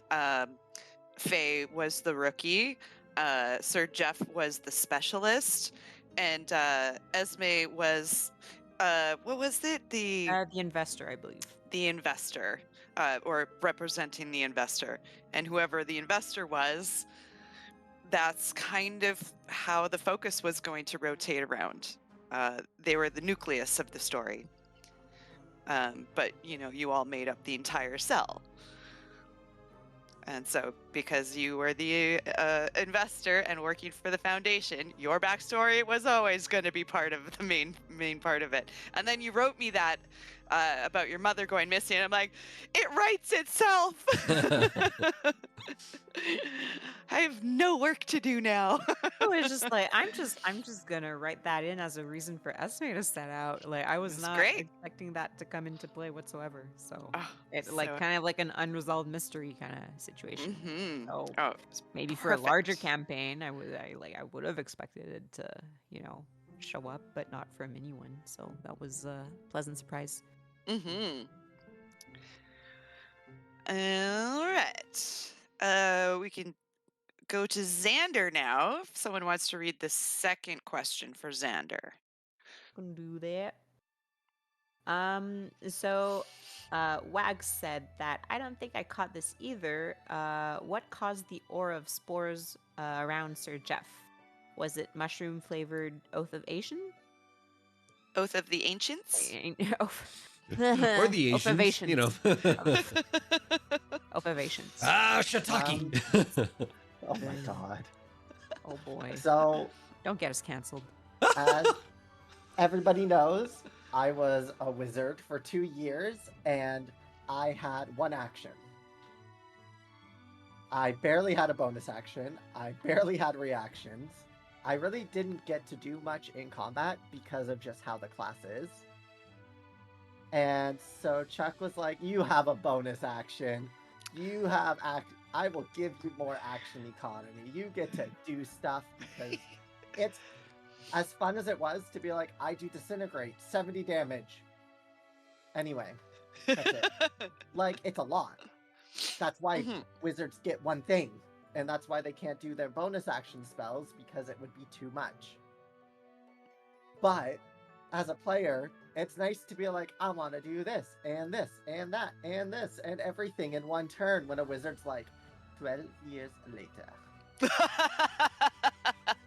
So we were like, I was like, instead of a feat, can I have this? And we made it as a feat. Mhm. So it was Yeah. genuinely like, there you go, little sliver wizard, have more action, more things to do. Yeah, Xander came up with that, and then we just worked it as like we just worked with the mechanics a bit just to make sure it was balanced. Yeah. Mhm. It was just to prevent me from going insane with just one action. Auras, auras, auras. Literally. I will have all the auras. That was the goal. Mm-hmm. Now, we can roll back up to Jason. Oh, hi, Electric Kool-Aid. If you got a question, Wow. you can ask in chat. I mean, I Go did ahead. put some little questions in. That's for everybody as Ooh. well. Oh, just let's do an you know. everyone. Mhm. My question is, if you had picked another class, what else would it be? Not based off of like everybody's like what everybody played, but like, was there another class that you might have thought of?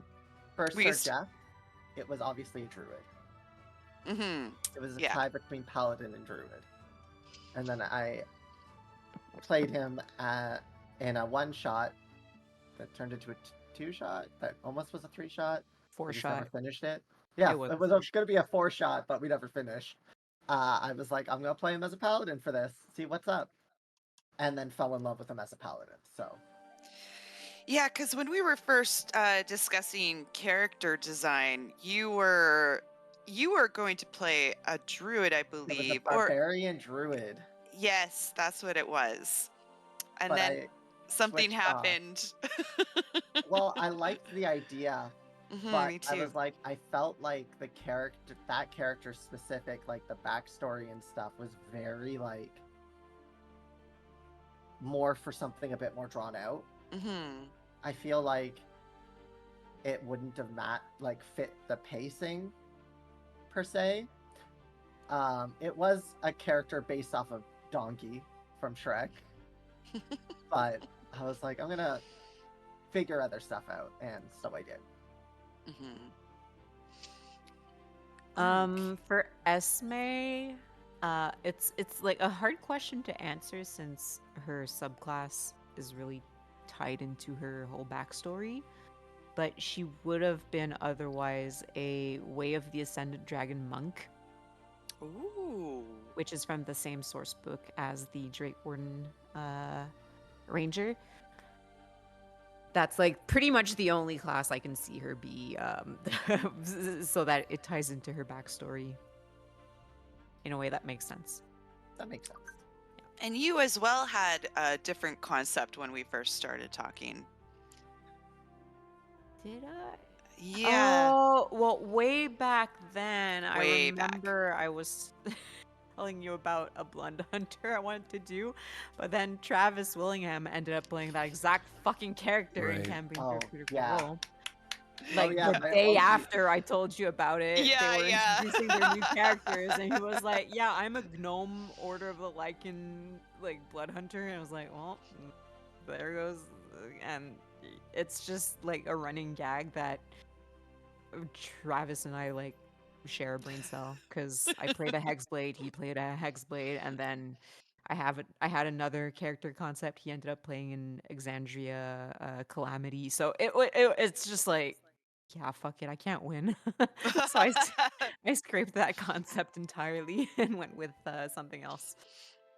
That reminds me, because that episode of Critical Role I watched on Monday, Mm-hmm. that Monday, and so Ari, I think, messaged Chuck on a Friday. I messaged Chuck on a Sunday, being like, I'm thinking of playing a gnome werewolf.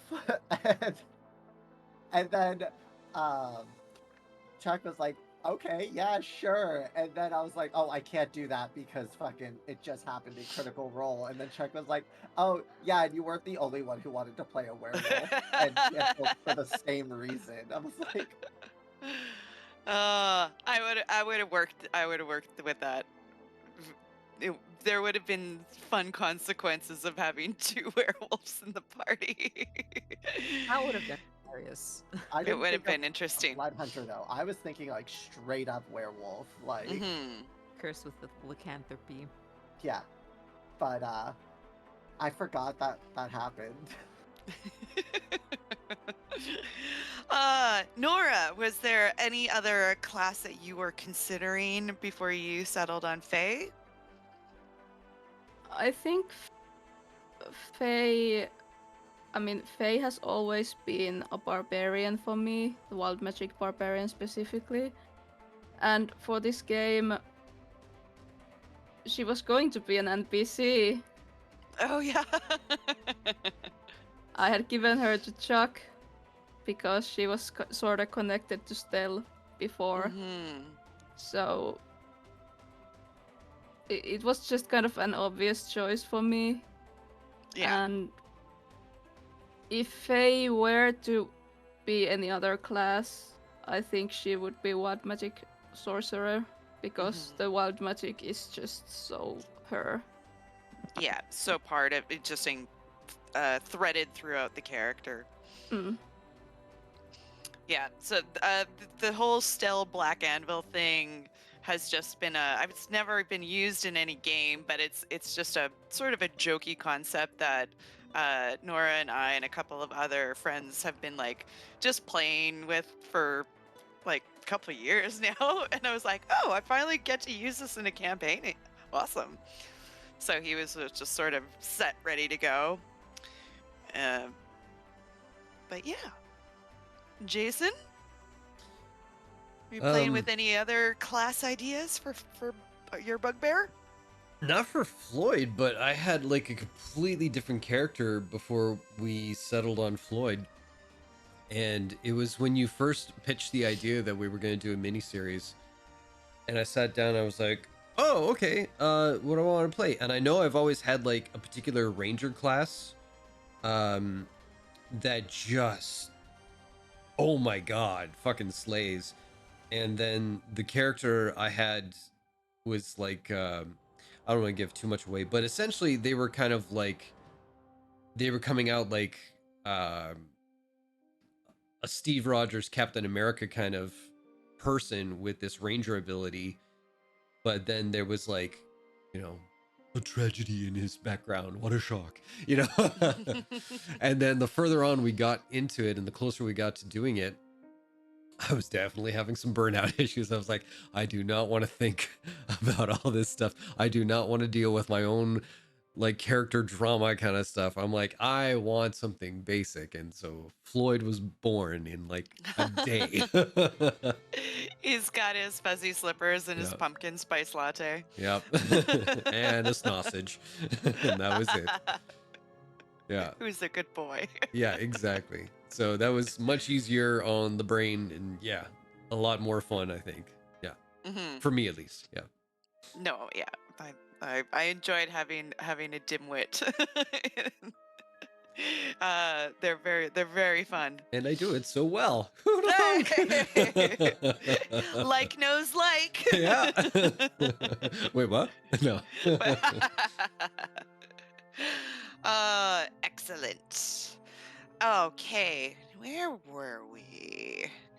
Before the everyone question, I asked somebody a question.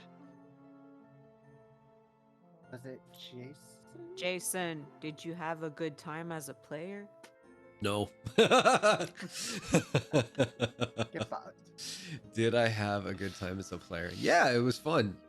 It was I don't know. I've had like hits and misses as a player where there are definite things that past DMs really did well and that I kind of stole for my own thing. But there were always things that just kept it from being like really fun or like engaging in any way. And thankfully, like we've all kind of found our own groove before doing the mini campaign here.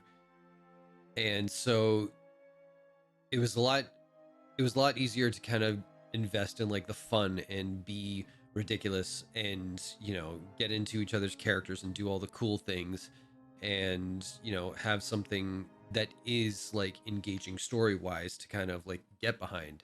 Because it's rare to have all that in one place. And so yeah, this was definitely a good experience as a player for once. Yeah. Hooray! Mission accomplished. Yeah.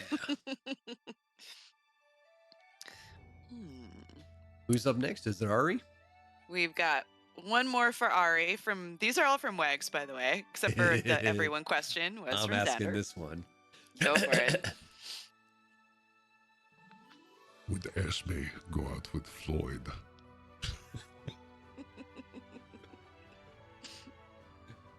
No. If he brought sausages.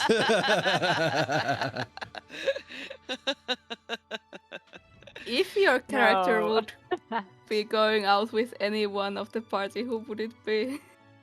Well, like no one really, Petunia. because that's really not like Esme's focus. Yeah, Petunia, whatsoever. Like, so that's the thing. We've only known each other for a short time in campaign, Like, so 5 days. Yeah. Yeah. maybe like Not 3 long. weeks tops. Yeah. Mm. So like, it could change, or maybe the answer would be different for a longer term campaign. But yeah, Esme doesn't view anyone in the party like that. Unfortunately, or fortunately, or again, things can change. But for now, no. She's got to deal with apparent daddy issues back on the boat with Chuck's captain there or whatever. No. My biggest club. My biggest club. Oh. Oh, can we Oh, talk no. about that now, though? No. Can- I don't oh, please? want you- Yes, It's yes, so yes, of funny. course. It's so funny. Okay, Go go for for it. it. If anything, like Esme would view the way I interpreted their relationship is much more of a like older brother, younger sister way, or like more of a paternal kind of thing. That's kind of like the vibe I got Mm. entering the game. So they were getting friendlier at least. Yeah. And So yeah, Chuck. just weird. Yeah, go Yeah. ahead. Let's I like you your guys face. buckle up in the chat room. This is freaking hilarious.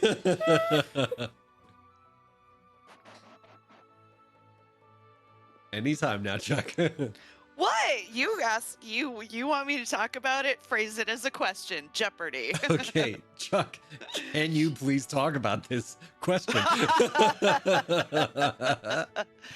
Okay. So, during their time on the boat, I wanted to at least tap into a little bit of Esme's backstory, just so there was a crumb of introduction like that this might become something. And I went through it. I did it in the most awkward possible way. You know, when you have an idea in your head and you're like, yeah, this is great. We did this with like Colt and Furia, got to know each other like this on a boat. And so, I'll just do it. And if you remember the episode where Lightning Charlie awkwardly says, "You're like a daughter to me," trying to get a little taste of her backstory as foreshadowing, and it was like as soon as it came out of my mouth, I was like, I have made a terrible mistake. Because it was one, it's out of nowhere, they don't know each other. Yeah. Two, they haven't really gone through anything. Like, it's literally hiring a tour guide, going on the tour, them turning to you, go, "You know what? You're like a daughter to me." What? It made no sense. So I backpedaled furiously because it was so out of place and so awkward, and I didn't know what to do. And I'm like, I gotta get this little nugget of background information out there in the game. And so I got hold of Jason, because I was like, "Jason, help me. I don't know what I'm doing. I'm drowning here. Why?" And after picking on her for a good little while. Own your mistakes, DMs. Oh. Own them. That's so lovely. I love that so much. My failure is out there forever on the internet now. And I can't But- remember, like, if you actually go back to that episode and you watch us, I think a few of our faces were like, what? When it was happening. Or we were just cackling because we kind of knew what you were trying to do, but it's like, oh, no, it's not working like you. No, it's yeah. Oh. you trip and fall, and when you try to stand up, your pants fall down, and then you trip and fall again, and then your underwear falls down. It's just like, I was like, oh God, I'm gonna die of embarrassment. Yeah. And I did a little inside. But we've all done that. Also, like Yeah. it also works as just like this random interaction because like I don't know if it's happened to you, but like I've had like random people come up to me like in stores and like start telling me their whole life story, and I'm just and I'd just be like, What's going on? What's happening? Like this happened like fucking last week at a thrift store I was at. Like Oh Jesus. so, you know, it kind of gave me the same kind of sense of deja Charlie? vu, like just Charlie going like, "You're like a daughter to me," and here's my whole thing. I was like, "What?" But I also, like, as a player, had the the impression that you were trying to get me to talk about my backstory, and I was like, Yeah. "Nah, I'm not." You're like, I see what you're doing, but you're doing it but bad. Yeah.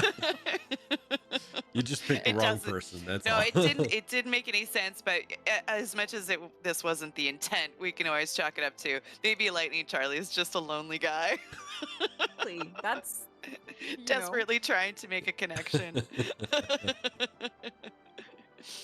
Oh God. I think this answers Xander's question to Chuck. Anything you would do differently? I don't know. I learned best from failure. I wish I could remove some of the embarrassment of that moment, but overall, like you kind of get a better idea of the taste of the game. Like I was going off of it thinking of our the Jason Long campaign is that no, this does take time. You do have to kind of build up to it. You can't just crowbar stuff in there and expect it to work every time. So yeah, no, definitely a learning experience. I probably wouldn't have changed.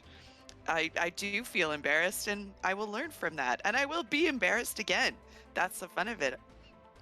Own your mistakes, learn from them, make more, But learn I again. mean, yeah, even the best of the best out there, you can see their mistakes live on camera too. So, you know, Oh yeah, yeah. absolutely. And I It's think don't be that's afraid. yeah, that's part of the charm of like doing these kind of games. It's not a scripted kind of thing where people are reading off the page. This is improvisation, and sometimes if anyone has watched like live improv, it is not 100% flawless. It is. Woo. No, you're not spinning gold every single No. time. That's why when you do, it matters and it's Yeah. so much better. Yeah. You need to have the lows to appreciate the highs kind of thing. I mean, that moment after like Sir Jeff died and Floyd was taking it very hard. That's because Jason was taking it You very were hard. Jason was in a bad it was having a tough time at that point, and then I go and kill Sir Jeff. But then the recovery was pure fucking gold. Oh, he's dead. We better bury him. I know. He's like, I'm fine. I'm fine. I can hear his voice from beyond the grave. I forgot about that. I thought you meant the mushroom things, the spores coming up to heal him, talk to him, and all that stuff. That was cool. Oh, that was a fun little surprise. But And- no, it was the comedy that followed the tragedy. But speaking of which, the next question to Xander is, what went through your head when Sir Jeff died? If Chuck didn't revive him, what would have happened?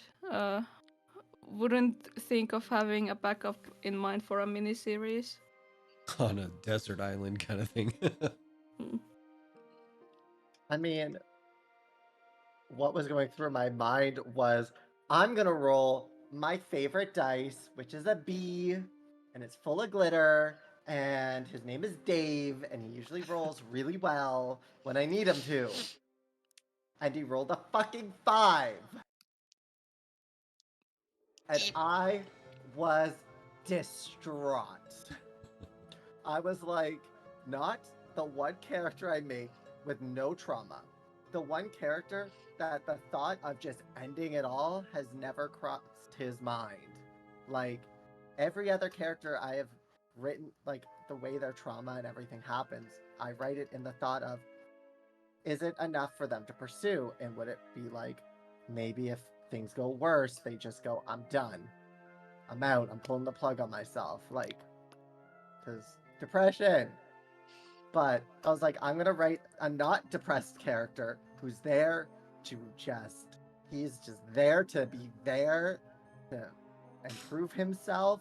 And I was like, why is it the one character I write with no trauma is the character that's dying? Why? Why? This is not okay. I was Oh well. distraught. But and then it's like, yeah, no, I didn't have a backup character. I was like, Sir Jeff's invincible. Look at him. He's so cute. Look at that smile. Invincible. Well, that's also like I told you about how the island had all this rando shit, like portals to other planes.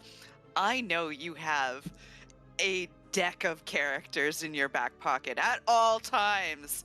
So after the game had the revival not worked properly, or if someone else had died before you, and you couldn't be revived, a fucking portal would open up. I have 70 different Walk characters out. written up.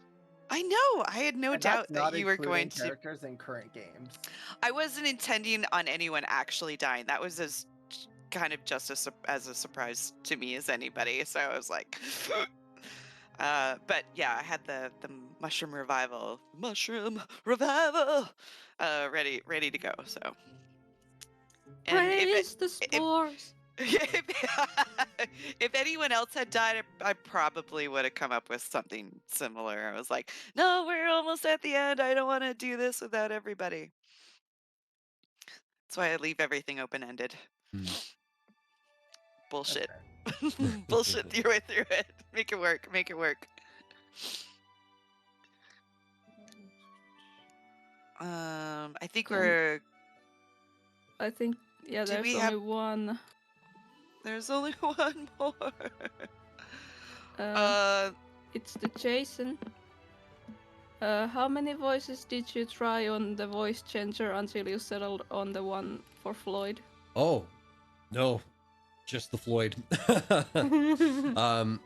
Here's the thing. There's like, who asked the question about? It was Wags too, right? About doing a campaign and all this kind of stuff. Mm. Was that? Am I right, or was Doing- that somebody else? Doing campaign or Yeah, stuff? they asked you about DMing. Yeah.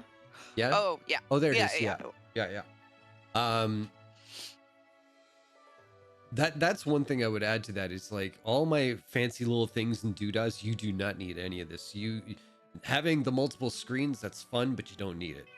Having Mhm. all these kind of things, like you just need essentially Discord and people willing to play with you, and away you go. Everything else is pretty much as much of your imagination as you want it to be, and as low maintenance as you want it to be. The voice changer stuff, Floyd. So there have been a few characters where I liked them so much from other people's campaigns that I completely ripped them off, and Floyd was one of them. First time I ever did that was when they did a one-shot Critical Role game with the Darrington Brigade, and Liam O'Brien came up with this character, Buddy, who was a great big ogre with a gnome on his back. And I loved that character so much that I put him into our first campaign, and that's how we got Odor. Oh no. And then Floyd, I knew he was going to be a bugbear, and as soon as I picked that, I knew his voice right away, because in the second campaign from Critical Role, Matt voiced an NPC bugbear, and he kind of talked like this with a little bit of a slang kind of thing. And so I was like, that is the perfect bugbear voice. Like that's him. So that's how bugbears sound in my head. So I just took that, turn on my voice thing, made me sound like a man. We're done. Oh, awesome. Yeah. I know. I don't think I would have had the. I gotta applaud you for being able to use a voice changer, because I just forget it exists. Yeah. I was just like, and because I talk to myself so much in NPC, like there was, I believe, I can't remember who the name of the harbor master. Mm. The harbor master and Lightning Charlie had a conversation to the point where Jason was like, "Okay, that's enough. Let's go." And I forgot that that was a running thing that I did in my long campaign is I would constantly have conversations with myself, and I would make them go on for far too long, to like the point where you're like,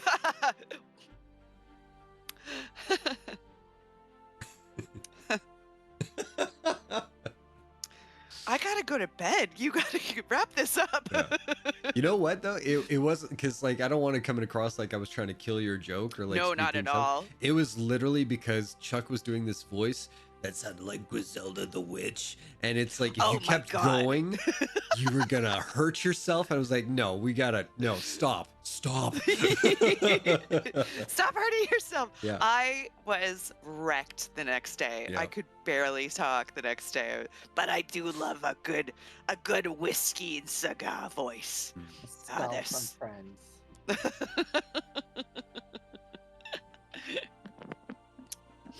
All right. I do is- have one I more. don't- Yeah. Oh yeah. I think I have two maybe, but Yeah, those were Uh, all from the Discord. So if you guys have any, mhm. So whether there is another part of this, if there's a break in it or not, with your characters, where do you see them going from where we ended? To the other side of the island, because there's nowhere else we can go. We were told that there was a plan to get off. Yeah, Lightning Charlie looked out to the sea wistfully and said, "There may be a way." we build a raft. Using hair from my back. Ew. Everyone get to braiding. Yeah. Everyone knows you just have to tie a bunch of sea turtles together. That's what I meant. And Thank away you. we Somebody go. got the reference. Thank you. You're welcome. I mean, considering the scheduling, since I'm starting school and all, Mhm. I might not be able to join you guys in the next part. Someone might come pick up Faye. Portals. So Someone might come and be like, yeah, someone might come get her home. mhm. And even saying that, like, it's gonna be a while before we get to book 2 of Jungle Noir, so we've got lots of time to consider and think about what's gonna happen. I have to write it out. It was mostly like if that was the end of us playing, like where Oh, would you see right. your character just going off to in life? Hmm. I think I actually thought about this. Eventually, like if time passes by, Faye would get this small cabin for herself and like start farming animals and growing wildflowers, and she would just be there by herself until certain someone finally finds her. Well, But now that's- that Esme's like actually found her mom, which I wasn't expecting it to do in this campaign. I was this close to having Floyd say like, well, we solved that, but I thought it would break the moment, so I shut up. Yeah, I mean that would have been funny. Yeah. Yeah, I guess their next step would be finding Ililra, so her mom's dragon companion. And then like figuring out who the fuck is this foundation? Like what's up with them? Because they kind of like misled everyone, and yeah, they like definitely return home because Esme has 4 siblings waiting for her there. But then, yeah, I think like if she were to set back out, it'd be to figure out like what the fuck is up with the Foundation. Oh yeah, that'll be approached probably. I don't know. What would Floyd do if they just basically had an exit off the island and no other adventure to go on? I think he would spend most of his time. I mean, he'd still take on jobs and do that kind of stuff because it's like I said, it's the only thing he knows. But I think he would spend most of his available time like exploring the depths and the width and the breadth of this magical thing called condiments.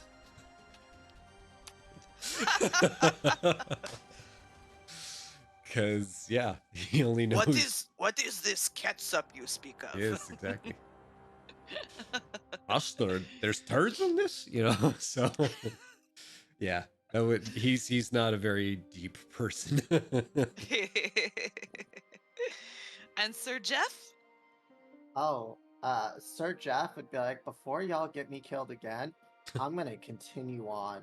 I did what I need to do here, so I'm gonna keep going to grow so I can eventually be the right hand to my deity. Mm.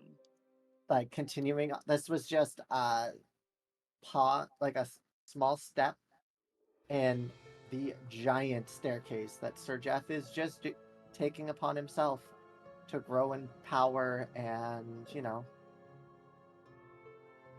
get stronger and to become more devoted towards his deity.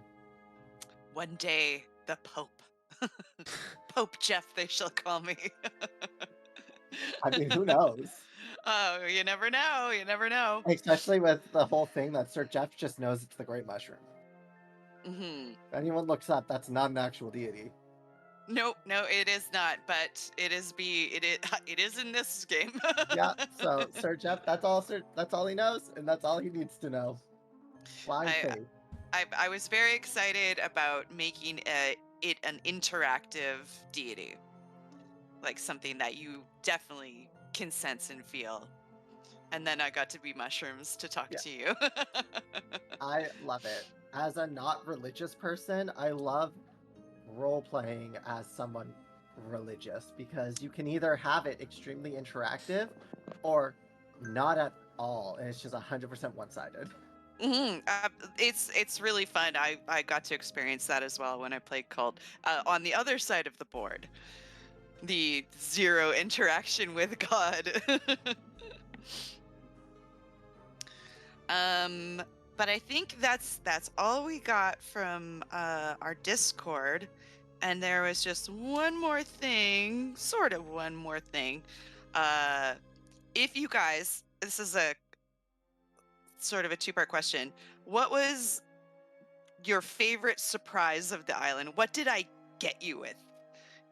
Because I'm usually very obvious about things and people can guess them really easily. I was worried about Ari so much. Ari and Xander, especially, because you guys are little conspiracy theorists. You're like, "Ooh, I bet it's this. Ooh, I bet it's this." I'm like, I'm not going to be able to hide anything from these geeks. So, your favorite surprise of the island, and did you have any questions remaining about the island?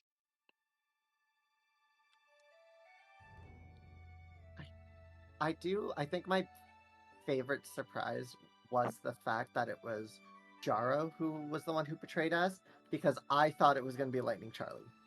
Hey, But good, with that, good. where you say I am one of the conspiracy theorists, I specifically did say I turned my brain off on that stuff. I played a character with like low compared to my 20 intelligence on Mm-hmm. my wizard. I played a low intelligence character, so I did not have to. I was there for one thing only, and that was it. Hail mushrooms. Exactly. But yeah, I think it was the fact that I assumed it was Lightning Charlie. It was the betrayer, but Mm-hmm. it turned out to be Jaro. Mm-hmm. good. Anyone else? I know I got Ari with the introduction of her mom, and I was over the moon at her surprise at that. Yeah, again, because you told me something else entirely. So I was like, oh, I'll just trust whatever she tells me. But I think, like, aside from that, same as Xander, like Jaro turning out to be working for the Foundation, and then the Foundation turning out to not be, super good guys. I think that was also like a big surprise for me. Also because like I was really the entire time like trying to figure out like what could have happened to Lightning Charlie, and like what like how can he just vanish, and then the whole like, oh, I can't read Jaro's mind for some reason. What the fuck is up with that? And then yeah, it turns out it's probably due to the magical lock he had on him, or like some kind of yeah, it was the ring. And you said that anyway. Yeah. But I think it's due to the sessions being a little more spread out for this one. Like, it didn't give me as much like um incentive to really like ponder things as much as I did previously, I think. Oh. Good, worked out to my advantage. And I write logs for this one, so yeah, I didn't have that That's kind of oversight true. anymore. That's true. Oh. A blessing and a curse. Jason? I don't know, man. Like the whole like every time we played, there was like, oh, we're doing this. Oh, we're doing this. We're doing that now. Whoa. So it was just a constant like stream of like these are all kind of like interesting. It's nice to be on the receiving end of a story. So I think the most shocking thing is Xander dying. I was like, wait, what? that was messed up. Yeah. Oh my goodness. That was I'm a still surprise not over for it, to be fair. Wow. Just expecting to be like, I'll be good, and then seeing the like whatever number on the dice and just being like. And then what got me the most though was Jason was the first to pick up on it. Because I think Chuck, you said, "Oh, did you roll a nat 20?" And immediately Jason was like, I know that back face. in his chair, like knowing, and I close my eyes and I imagine it still. I see the dice and I see Jason's face, and I'm like, not over this. Mm-mm. You know, it sounds kind of stupid, but like once it's set in, like the first time I had like the thought of like, oh, did they just die? My immediate thought following that was like, oh, but they have so much detail in their character portrait. What a waste. It should have been me. Oh, you think that fur was easy to draw? No, but I mean, like, me personally did not put a lot of thought into Floyd. And Oh yeah. freaking look at Sir Jeff. You know, like, the visual alone tells you there's a lot of thought behind that. And they're the one to go? That's cruel. Fuck you, dice gods. So, yeah. It was definitely a standout moment for sure in the game. It was the death of Jeff. My Nora? favorite surprise was the mushroom cave that brought Jeff back. Yeah, that was very pleasant to do. Because, That was definitely I felt so bad. Oh. I felt so bad for real. Because it was my choices that led up to it. A lot of happening, so it was kind of one of those like, eh.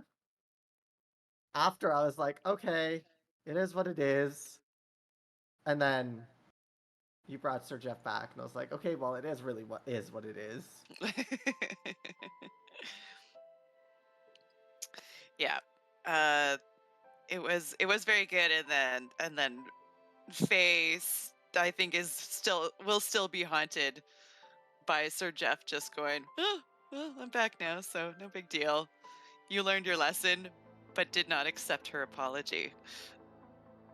Like a He- true Southern auntie. He hates me now. He hates me forever. Oh dear. And last but very not least, the island itself. Anything on the island that you were still like, what was that about?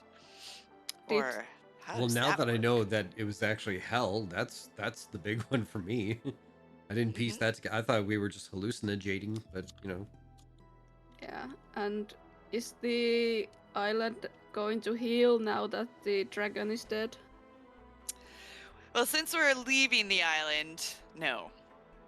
I can tell you straight up, it's not going to be a very large part of the story continuing on. It is forever cursed. And until the volcano becomes active again and it all sinks into the sea. It's a little bit disappointing, but the reason was because I just wanted to make sure I've got the name right. Oh, where are you now? Where are you now? There you are. Where are you?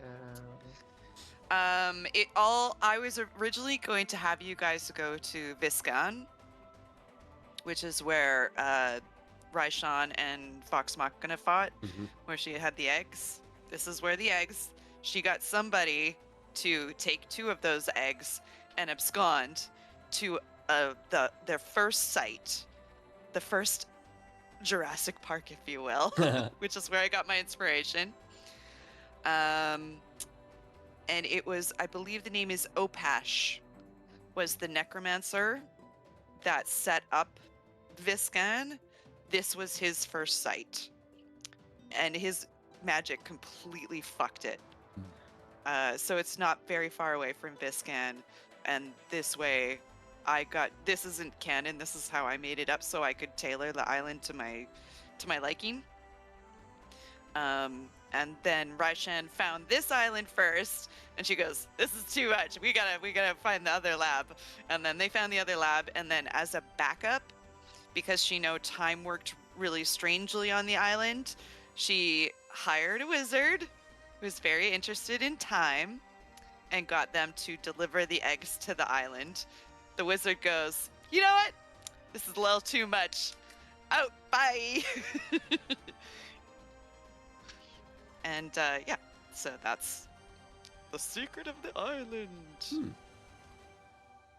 Now, I have a follow-up question to that, because I do remember, like, when everything was said and done, you mentioned, like, that was, like, you had watched that whole section of that particular campaign, like, over and over, and you, like, that's what you loved about the whole Chroma Conclave and all that kind of stuff. So what was it specifically that made you want to have this included in your campaign? I love a good nod to like the for the fans kind of thing. And this was a way to include stuff that we as fans of Critical Role know about. We know all the history about. And it's always really fun to just get that little bit of teaser, like when you realized like the connection with Raishan and Vox Machina, your face lit up. Like you were like, what? And that's the reason I do it. It's because it's fun to get that little, oh, I know this. Yeah. Even if it's not directly interacting with our game, it's just getting that little thrill of something we've put so much of our time enjoying and doing fan art for, and it got me back into drawing, and I'm now a full-time illustrator because of it. Of course, I'm gonna throw in little nods, and it's what I based the whole. It's where I started building. Yeah. I built it on the parrot incident, and the bridge, and then I was like, well, where can I put this? What makes sense? Where can I fuck with planes and stuff? I'm like, oh, Cursed Island. There we go. Let's go. Nice. But I wanted to have the history in there too. Little mystery, but nothing you didn't have to solve the mystery to finish the game or not correctly, but to finish the game satisfactorily. I do have. You good? Are you having a stroke? A little bit. You smell good? I'm back in the room. Those books that all conveniently had like touches of past characters. Was that just convenience, or were you like, I'm gonna throw this in because? Oh, I looked for those specifically. There is, if I can't find you the website, it's a fucking brilliant little website called 100 Wizarding Treaties and Book Titles. This is I put know out the by site. D&D Speak. And so I went through them all and I'm like, okay, I need some necromancy stuff. And I just read through them, and anything that really felt appropriate, I nabbed it. I'm like, oh, this is good. This is good. This leads them in a direction. And so D&D Speak, thank you so much for those book titles. They're so fucking funny and they're very good. Cool. So hats off. Will they show up again? Who knows? But those footprints were Esme's mom's. And I think that about wraps it up. Oh, there was one thing. Chuck, anything you do differently? I shared the clip with you. I would not have used this as a prop. What do you It- mean? No, it was perfect. Highlight of the entire campaign. I was Like you this put me out of close. commission for like a good minute, so I was this close to like properly actress crying at that moment, and I was like, yeah, this is a good idea. And then I was like, oh nope, it's over. I broke the immersion. I died. It was very funny, but 10 I out was of like, 10.